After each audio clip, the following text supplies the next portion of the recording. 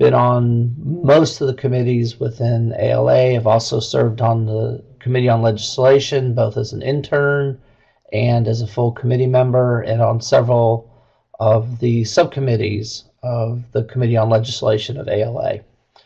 But before we get going, I don't know how many of you got the word yesterday, but Larry Romans passed yesterday morning.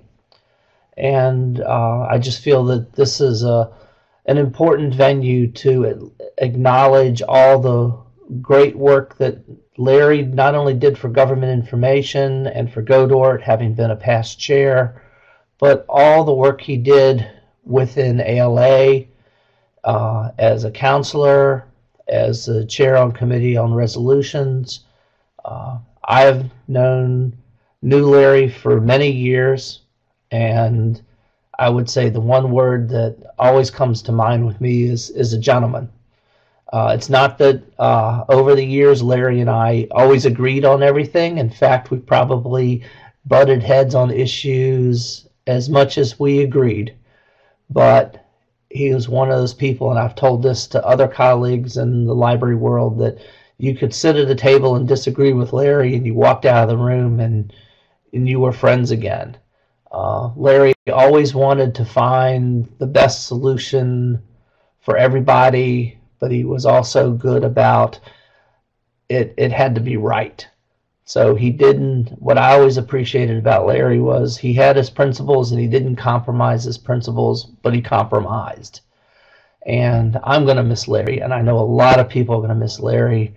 The council list, I've never seen such wide participation on the ALA's council list in a 24-hour period since we found out yesterday morning. So enough said. I just want to take a couple of seconds and have just a moment of thought just for Larry, quietly.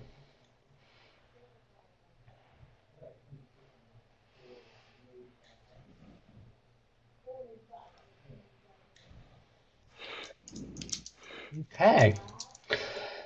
So, our illustrious chair talked with Mr. Schuler and I a month or so ago, and as part of this whole process of refocusing, reorganizing, GODORT wanted to talk about GODORT's role within ALA, legislation, and advocacy.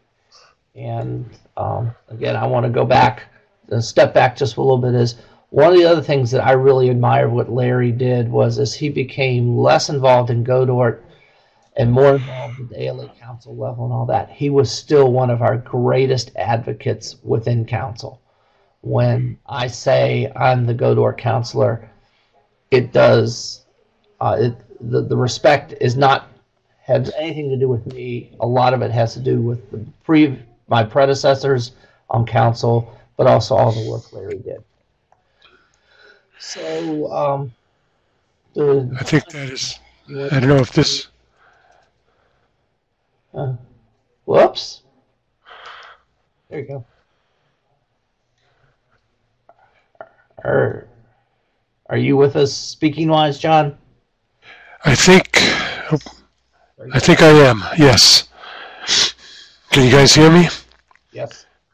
Okay, I apologize. I'm coming off of a 7-week infection, and this is my first full day out of isolation. So I apologize if I'm coming across like a whisper.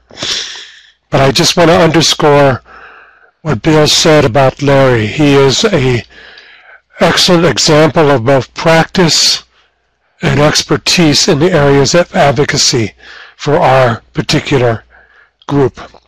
And I think the fact that we are doing this together on this particular day is a fine way to honor him. So, back to you, sir. Okay.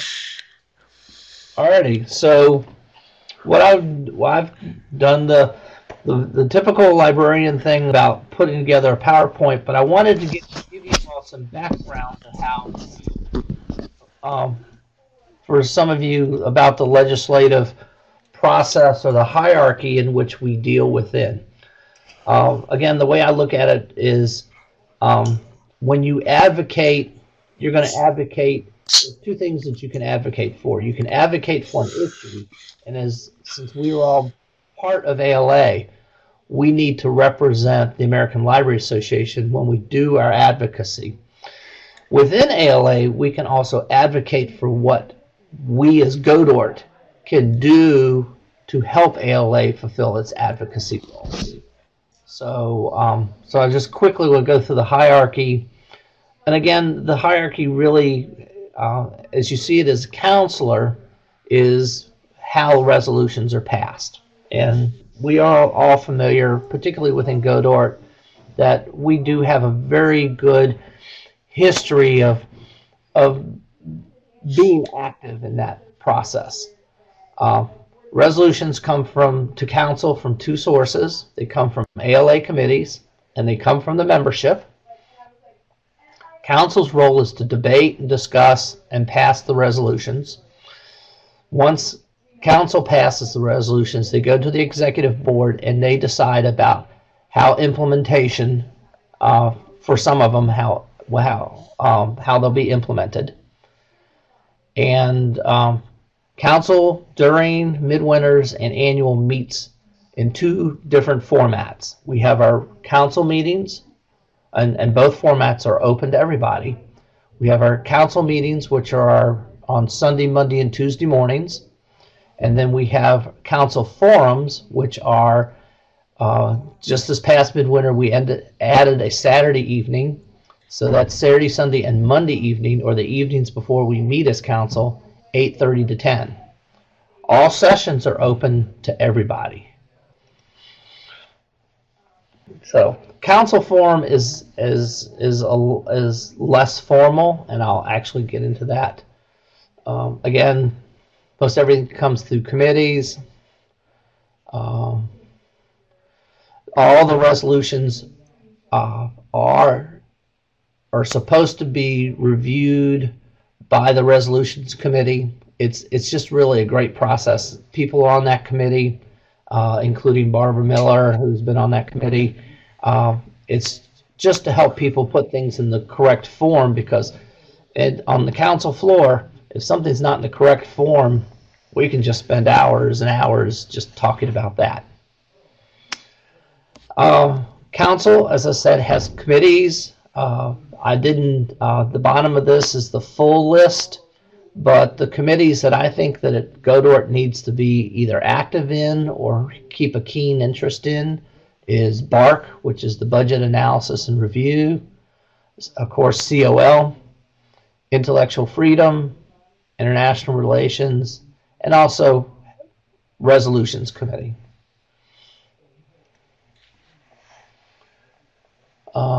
Let's see.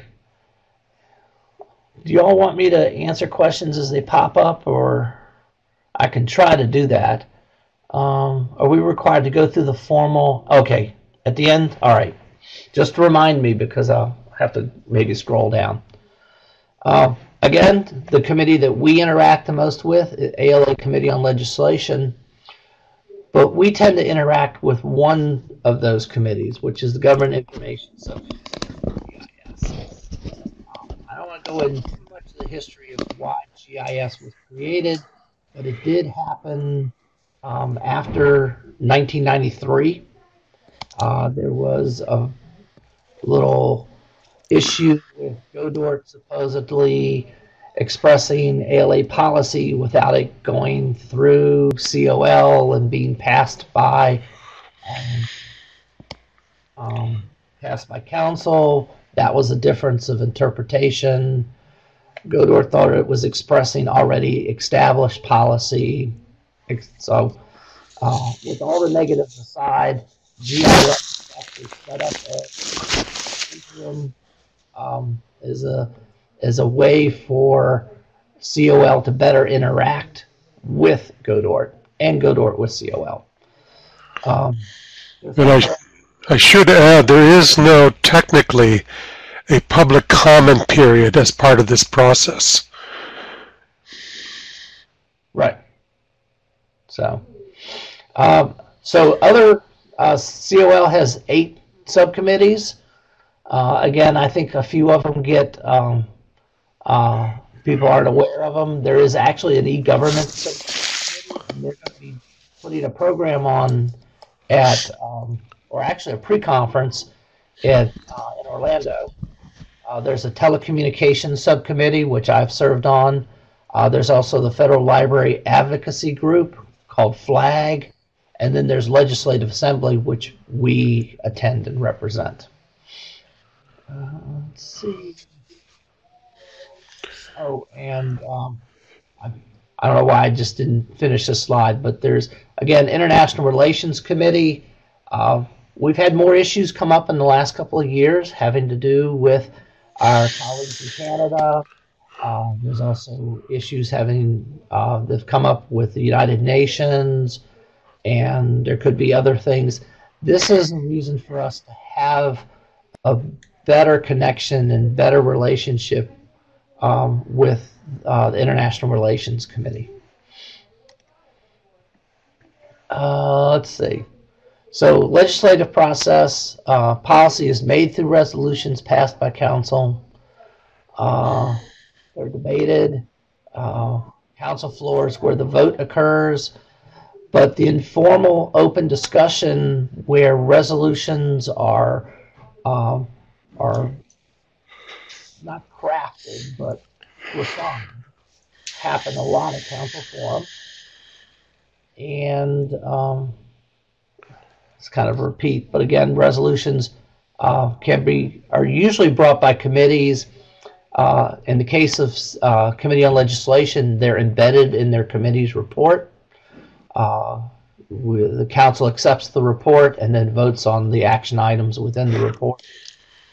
And then also individual councilors can introduce a resolution. If a regular member wants to have a resolution, then it has to be brought up at the membership meeting. But again, for it to come to council, you have to have a councilor and a second councilor to bring it up that way. So you only need 2 councilors to bring a resolution forward. The rules. This is something, maybe I harp on a little too much, but just a reminder that American Library Association in the past year has gone back to Robert's Rules of Order. It's after using, I forgot what we used, sorry, for about a dozen years. Again, Resolutions Committee reviews resolutions for the format and whether they're following the ALA template that they have. So just talks about what I call the gauntlet that you have to get a resolution through. Even if it's within GODORT, usually goes through GODORT legislation, working with the Committee on GIS of the Committee on Legislation, then up through COL. That's the process that ALA seems to be most comfortable with from any of its divisions, roundtables,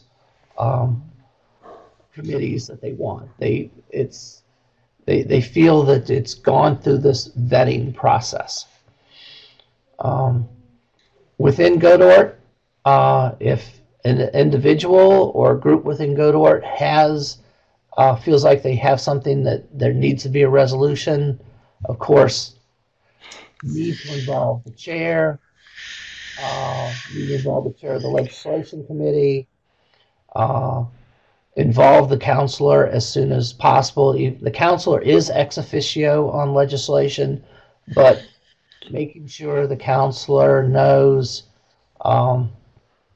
that this is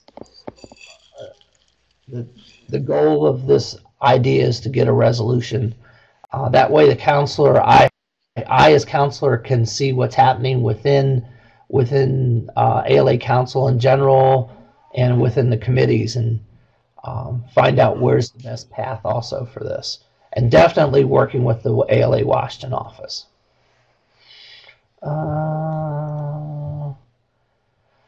So I think this is my last slide. My last pitch also about advocacy is that I, not every year, but for the last 25 years, have more often than not attended National Library Legislative Day.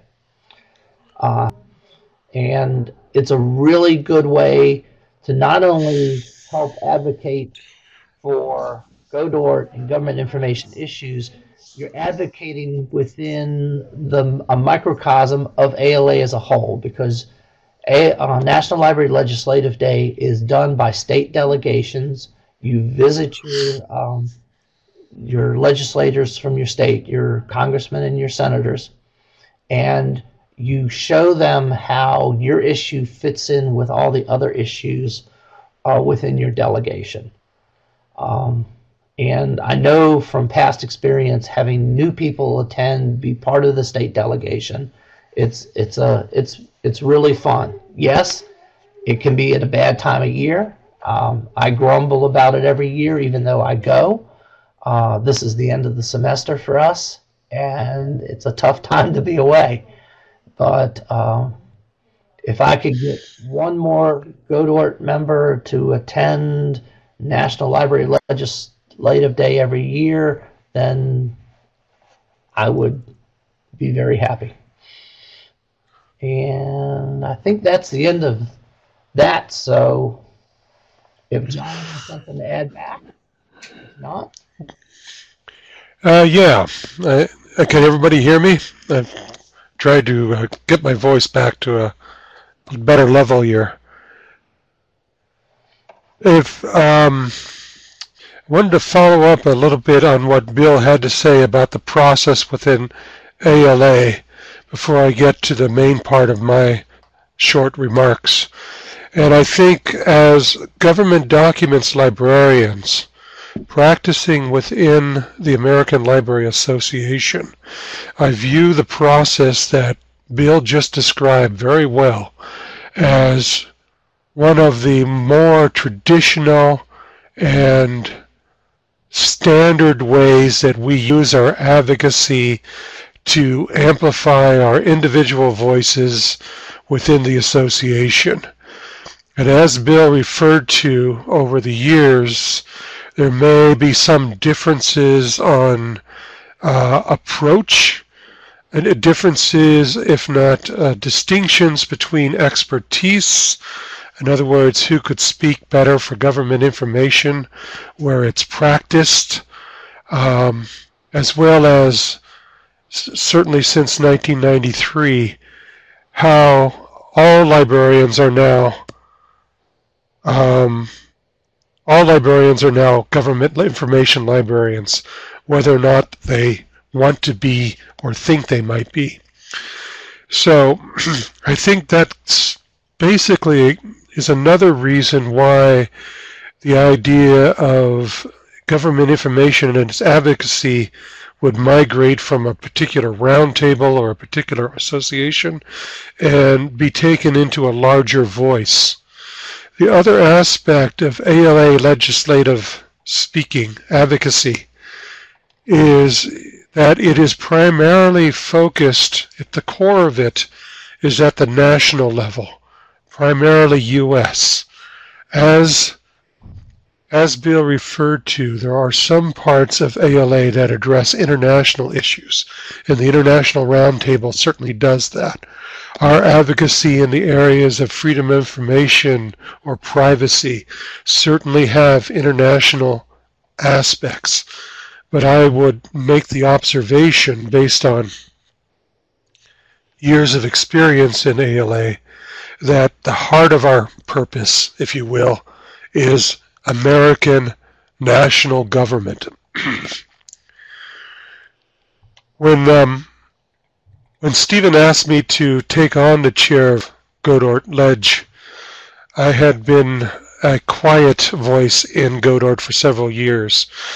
which allows me to have some time to think and listen to other conversations, as well as keep track of what's happening at the national level.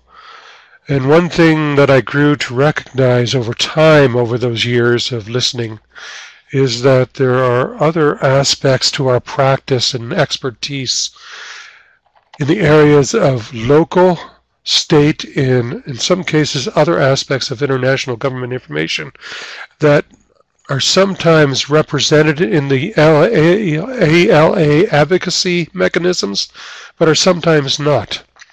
And what I found is that since ALA is an organization of over 50,000 some people, it's difficult to find a way to speak or to learn within that larger conversation where you think you can have a voice or where you think you can bring the organization's attention to bear on a particular issue.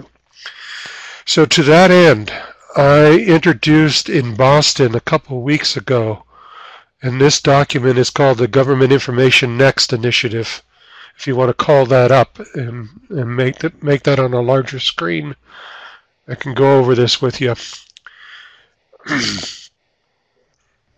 But Stephen asked each of the chairs, both the new chairs and the ongoing chairs, is to come up with a set of goals or set of purposes that reflect GODORT's mission and can be accomplished with measurable means.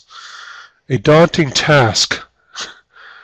And what you see in this document, Government Information Next Initiative, GINI, I just love saying that, is a modest proposal of how GODORT can use its existing resources in order to help and work with GODORT's colleagues throughout the ALA structure on how to bring government information to the foreground, not as government documents, not as a digitization project, but as a vital piece of civic engagement and necessary to the open democracy is the best way to call it, I guess. So what this proposal tries to do is lay out in some very general and specific ways over a period of 2 or 3 years how ALA can help identify the issues, identify the documents, identify the experts, both within the ALA organization as well as at the state, regional, and perhaps at the international levels, and bring to bear those identified voices on some vital issues that don't necessarily need to translate into resolutions. But as I liked what Barbara Miller said in her remarks on the chat line here, it's a matter of education. Because as I said earlier, we're all government information librarians now, and we have to teach our colleagues about the importance of maintaining government information service and expertise within their libraries, regardless of if they think themselves as a librarian with part of that duty or that duty as all of their responsibility. So that's what I wanted to say, and I think Bill and I would like to open it up to questions.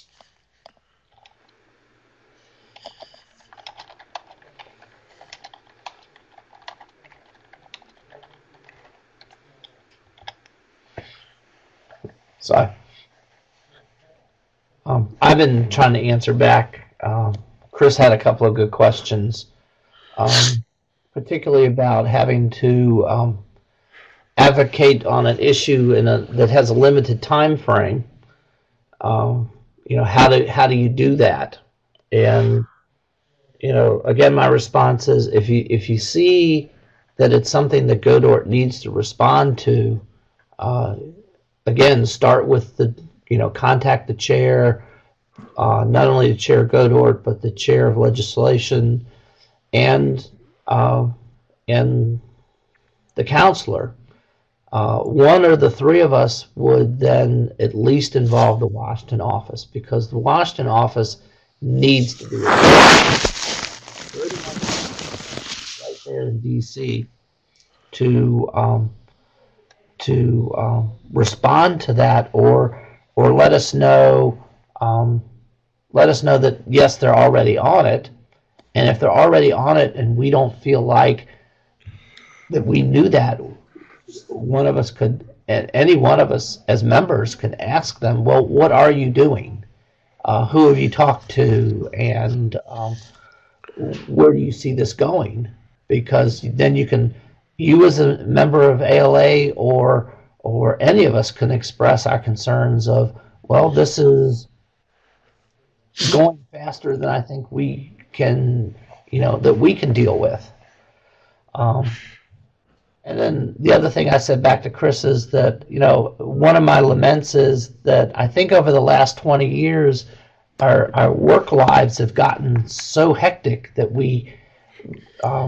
I remember having the time and the ability to keep up on some of these things. And some of it, just the way things are happening in Washington now, you don't hear about them one day and the next day it's about to happen. And so when I see an extreme like that, I will call the Washington office. I don't, Jessica and I get along just fine. So, and I usually call and I take the I'm scared frame of this, but I think what Bill and I are trying to suggest is that the mode of advocacy that the ALA Washington is in is pretty much fighting the last war. As Bill pointed out, many of these issues no longer seem to be presented as easy targets through obvious legislation or obvious regulations or pure pig-headed statements from elected officials. They seem to come from 100 different sources, everything from government officials who don't talk about it, all the way to commercial associations or even other library associations who take a particular point of view, but it's not broadcast, but it is advocated in Washington.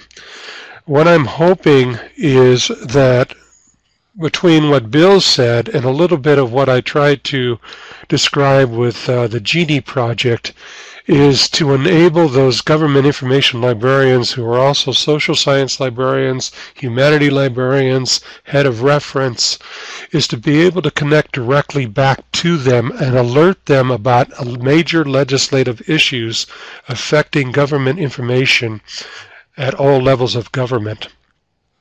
And I think we need to re-envision what it means to be an advocate.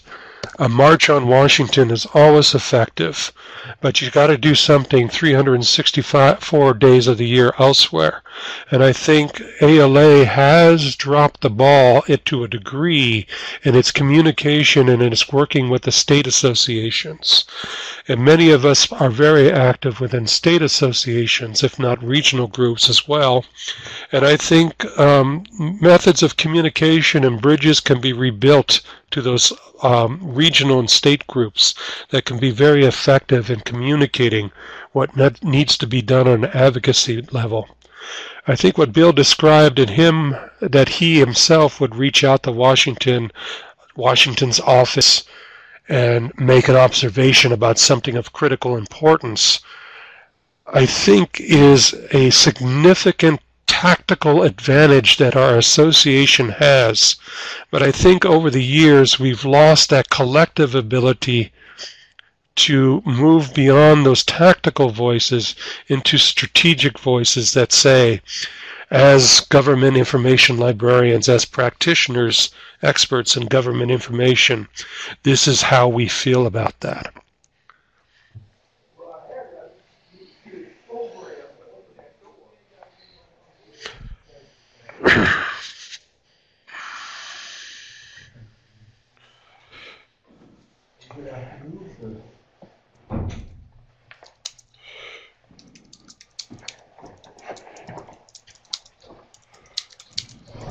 I'm in a video sorry. Invite them in. Maybe they have buns. Okay.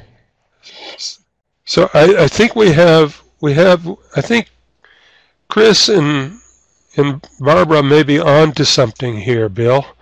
I think we may be on to an education issue.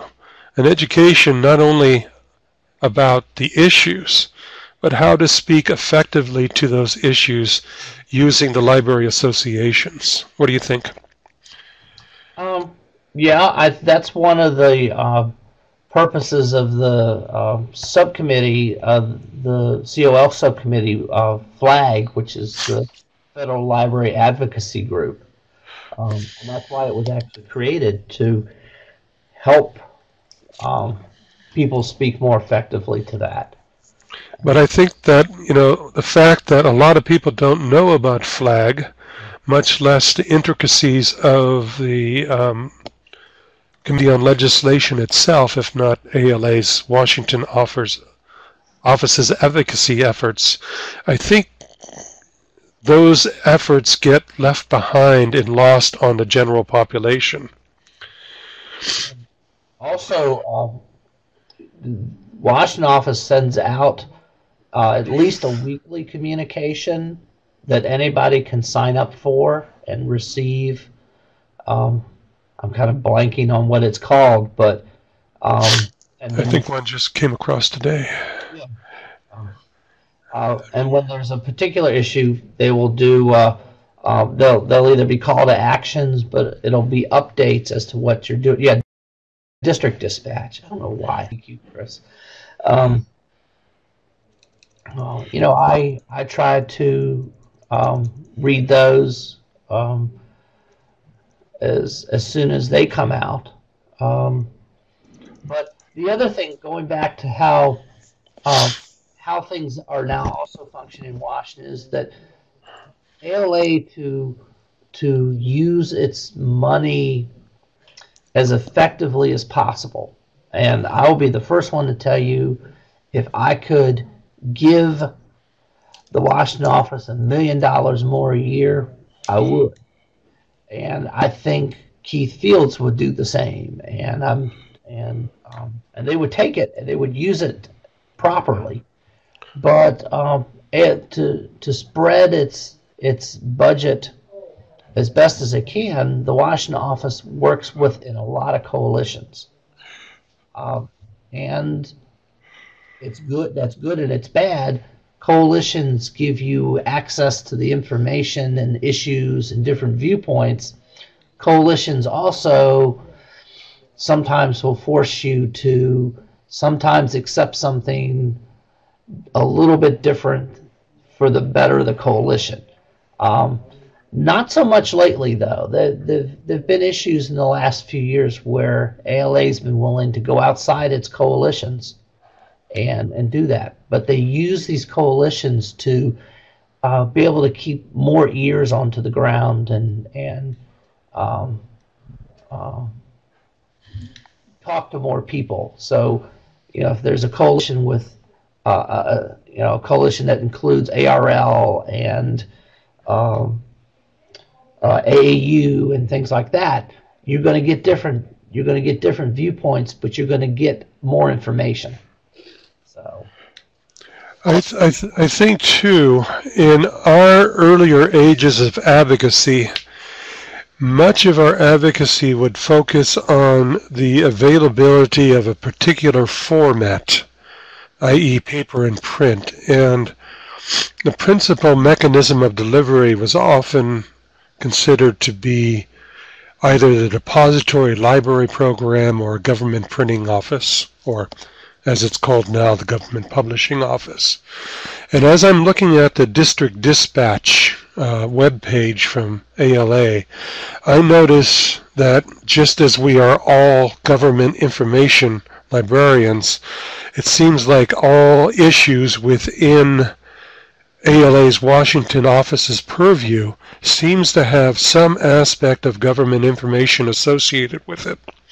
So I think the challenge for government information librarians is that they they too will have to expand their tool set to deal with issues beyond some very narrow focus on either copyright or privacy, and be involved in other funding issues affecting all types of libraries, or privacy issues within different types of libraries, that kind of thing. So advocacy is something I think that you learn on a daily basis and make part of your daily practice, even though it may not be a specific dreadnought of an issue that you're fighting for right now.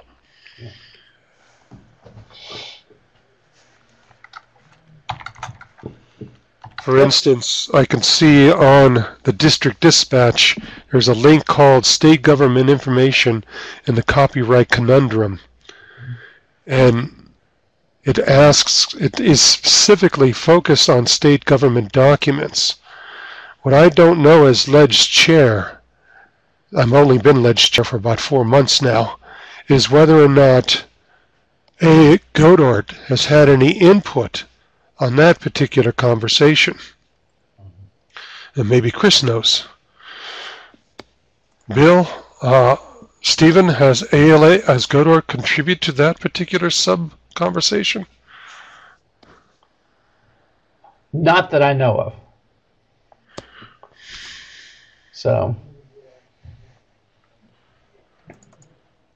So I think this, again, is an indicative of what some policy people and some policy researchers would call mission creep.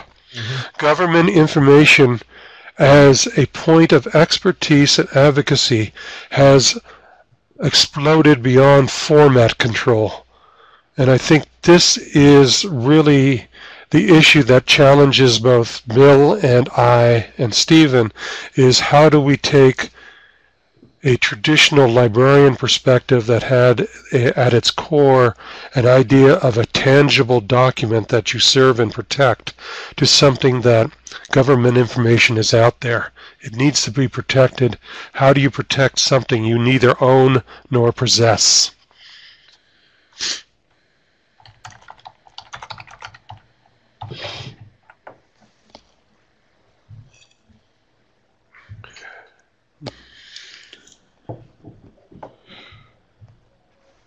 That's a good question, Stephen. What would people like to see from the likes of the Legislation Committee, or what would you like to tell the likes of Bill Suddeth, ALA Councilor for the large GODORT group?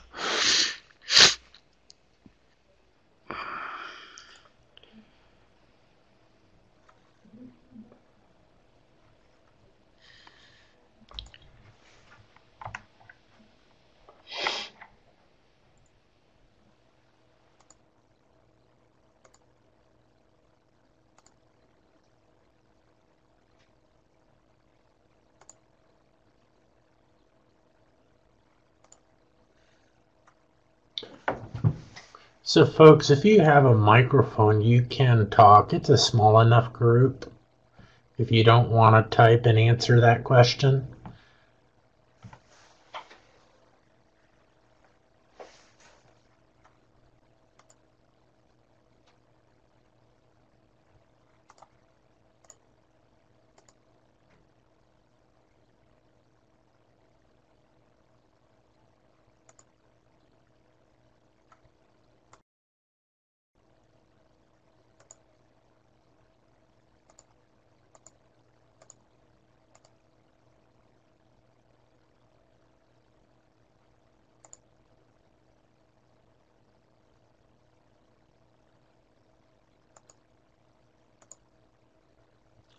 Can you guys talk now or hear now? Okay, I'm back.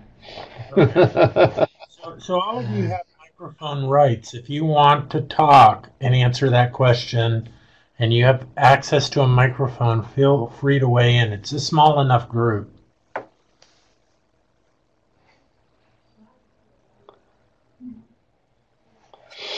I'm going to respond to what Chris just typed up there. And this is definitely going to show my age. I think it's good to say that GODORT legislation should be interested in state and local issues, and it should be. But if we continue to have folks who are interested in state and local issues, then I think it would be just as important that they team with and work with legislation. And I'm going to go on this with a little bit of history. When I first got into GODORT, FedDoc's task force had what were called working groups. And those working groups had a revolving set of issues that they either tracked or were monitoring or were creating expertise in. And so that's how I remember one of the first things I ended up working on was OMB Circular A130, which is the management of federal government information resources, which is done by the Office of OIRA.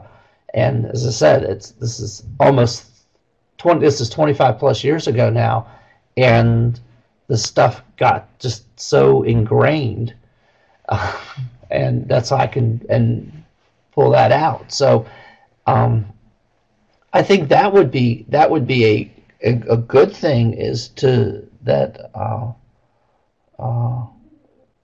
see where there are issues that are so large or need a certain level of expertise that either members of GODORT legislation or members of state and local documents task force or whatever group could form around that issue would work on that.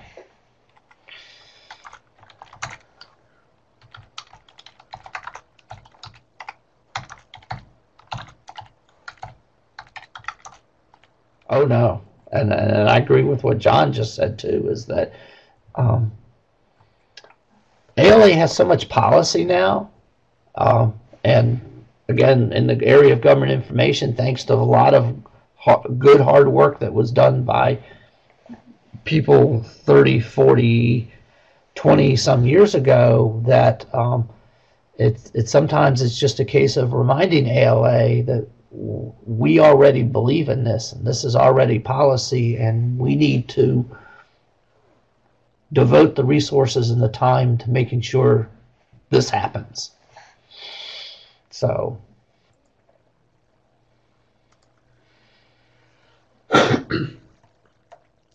well, John, the mic is off on your end because you have it off, so I don't know what's going on. So. Hello, can you hear me? Yes. Oh, good. It worked. Is this Chris? Yeah, it's Chris. Okay, good. Go for it. Weigh in.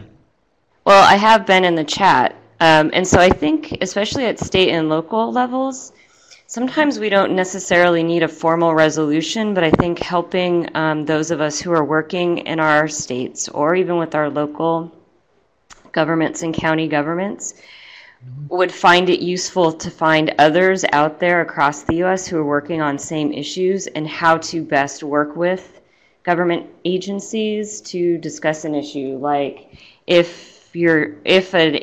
for example, we're dealing with a lot of people out here or agencies who are dealing with open data portals. And I've been trying to work with each of those agencies to get them to think about long-term access, preservation, and archiving issues of those data sets. So it's not necessarily something that a formal resolution, and maybe that would be a good idea to have ALA have a statement about that. Maybe I'm not thinking big enough here.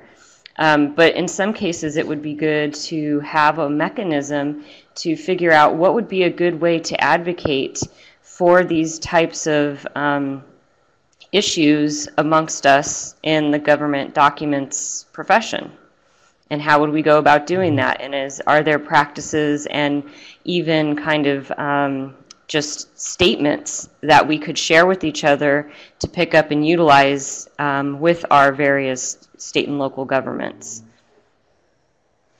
and and I think just this is Bill. I think just bringing that up would be good, in that within council we have the chapter representative, the chapter counselors, and it's always interesting to hear their issues. And what do the chapter counselors do? Like, what do they represent? They represent their state. They either represent their, in some cases they represent the state, but they represent the state library association. Oh, okay. See, that's what I was wondering, is there something where because a lot of this work also gets done through the state library associations, and I wasn't sure where there's a connection from those up to ALA. I don't think there. Well, from what little I learned in Boston, there is a disconnect that the ALA Washington office cannot talk to the chapters or the state groups directly. They have to go through another ALA mechanism and ask their permission. So I think that's one disconnect that we can begin to address. Well, and John, in some cases, the states like ALA to know the chapter counselor, and this happens within council, particularly in forum. The chapter counselor will say, "This is happening in our state. We're on top of it, but we're letting you know this is happening in our state. If it starts to happen in your state, here's the people to talk to." Or let me know and I'll get you in touch with the people to talk to. And the really good example of this was the legislation that was just signed in Michigan, where if your agency is involved in a millage, that you cannot, as an employee of that agency, talk about that millage up to 60 days prior to the vote. So if your public library is up for a millage vote, which is a tax increase, 60 days out from that election, you as a library employee cannot talk about that vote within the context of your employment. Now, you can go out and volunteer and things like that. So, this really got some people in ALA really bothered. But the folks in Michigan said, "We've got a handle on it. We're letting you know about it, and we're going to take care of it, or at least. And then if we don't take care of it, then we're going to want you to come in." So there's a case of, when does ALA come in with guns a-blazing versus when do you let the chapters deal with their local issues? So, but I think, Chris, I think you're at the beginning of that's an issue that just bringing up the issue is where you find out where the interest is and what ALA can do, or can it be, a coalition, a cooperative thing among states that are facing that issue. Right. So that's the important part of advocacy, is issue awareness, issue raising. And so that's what we're actually doing, John. I don't know if you saw what I typed in the chat box. So yes, I'm I did. actually part of the group that's dealing with the state copyright issue.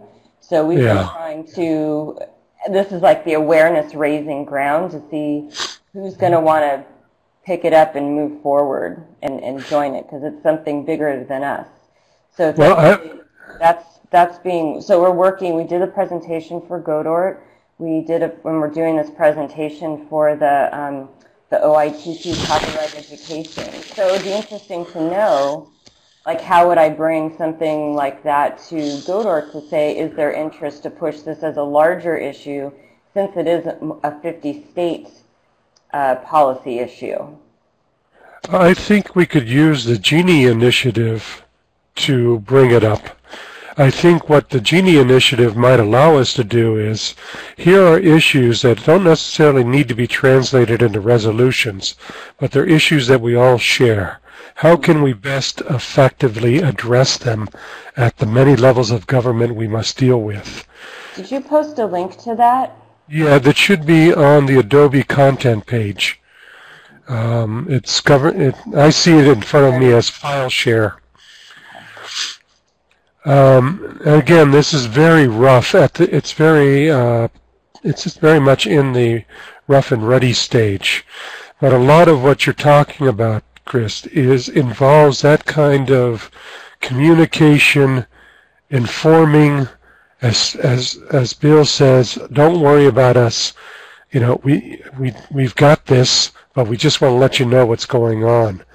And what I would see as a benefit to the district dispatch is putting on a state page of what is happening around the country.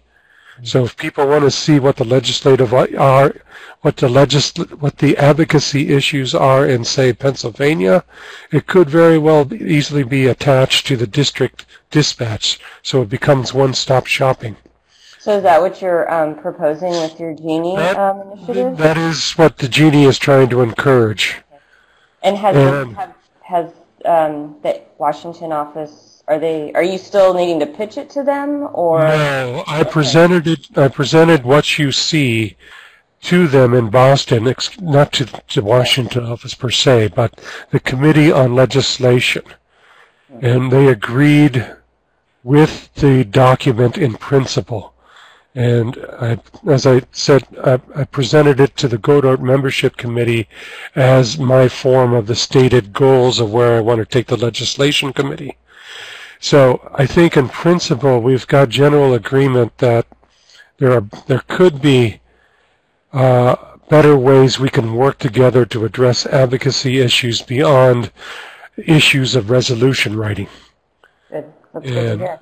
And I think now it comes down to what it always comes down to, you know, working the aisles, if you will, and helping the Washington office understand certain things about what we do and what we need to do.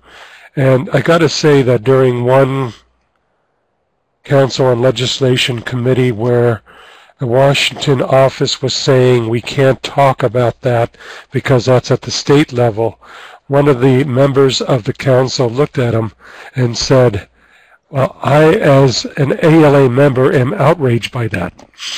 Yeah, why can't you make this work? Yeah.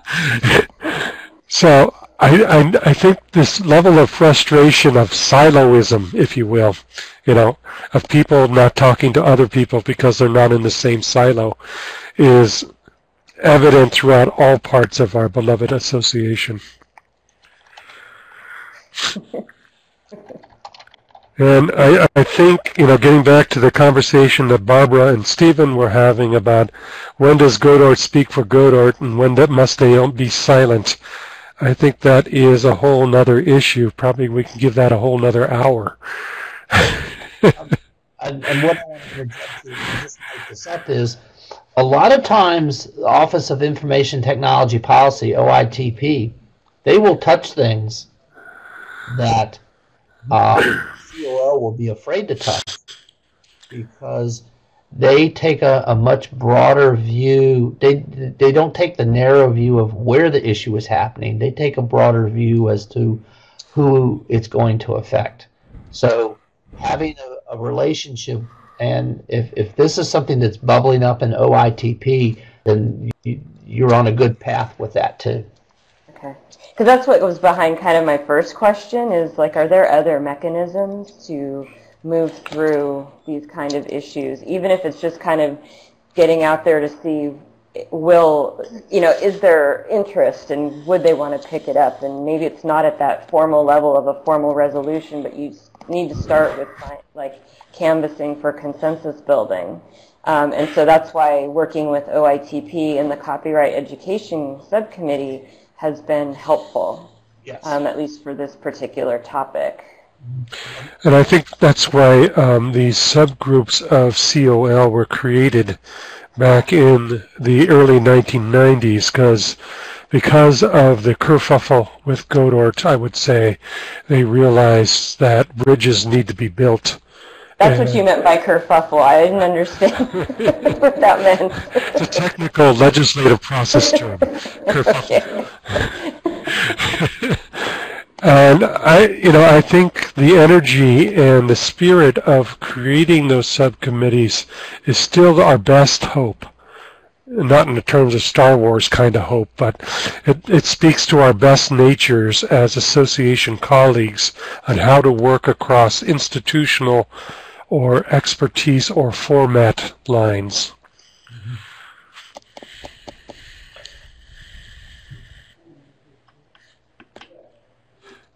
So I said I wasn't going to talk very much, but I do want to say that, what you're bringing up, Chris, I'm hoping that we can put into place tangible mechanisms for advocacy. What that looks like, obviously within the limitations of what it is that we can do. But I would hope that we can move beyond sort of the platitudes that, hey, we are advocates, to actual things that we can do to do that advocacy. And I think we can be creative, but it's a conversation that I think that as we talk about our 5-year goals and these kinds of things, we can come up with some real tangible ways that in 5 years we can come back and say, hey, we decided to do that, whatever Indeed. things are.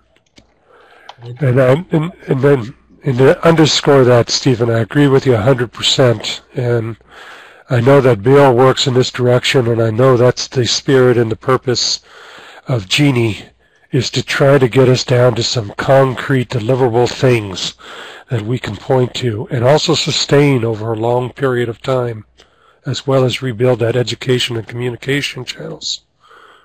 I'm losing my voice. So guys, we're at 3 o'clock. I really appreciate John and Bill putting this together and leading this conversation. And all of you guys for participating. I know that hopefully some folks will listen to this and have further thoughts and ideas to add to this conversation. So do you guys have anything further, John and Bill? Not from Chicago.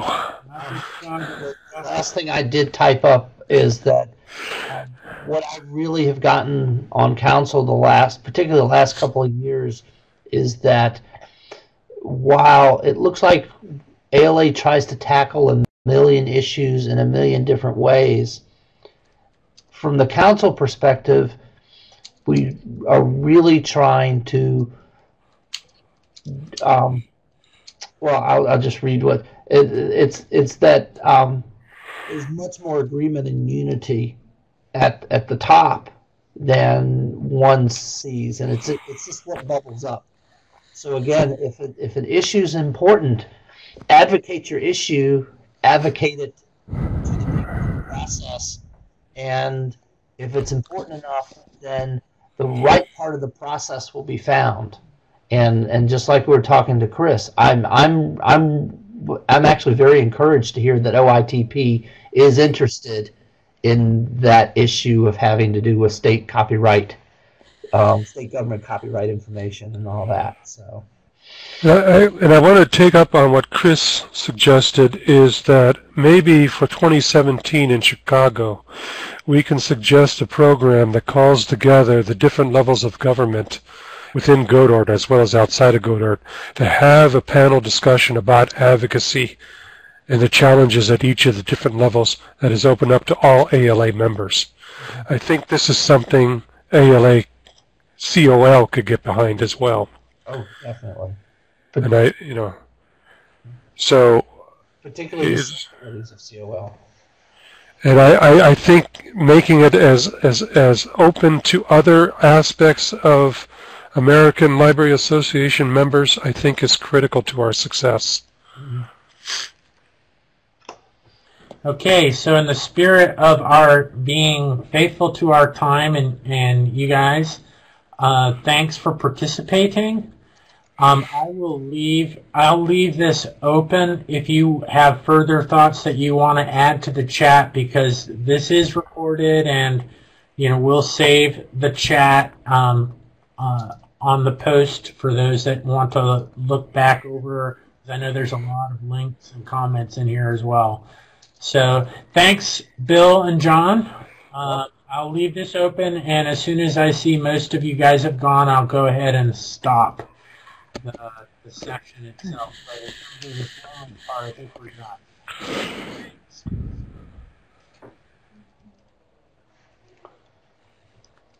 Bye, everyone. Bye, Bill and Stephen. Love you, man. Bye, John. Hope you feel better. Thanks. Bye-bye.